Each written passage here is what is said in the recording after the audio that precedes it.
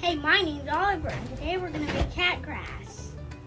The ingredients you need is soil, seeds,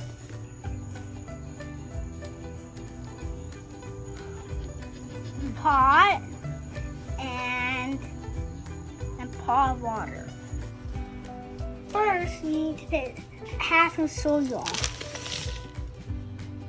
First, you fill up your bowl halfway. Then you press down.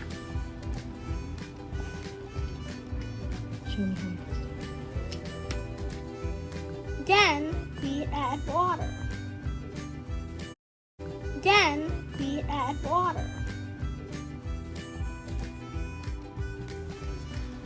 Press down again.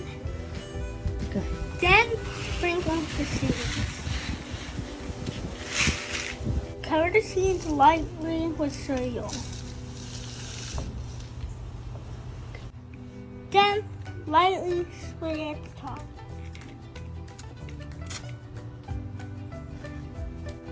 Now we wait for it to grow. And a week later, you have cat grass. Don't forget to water your plant every day. Now you can feed the cat your grass.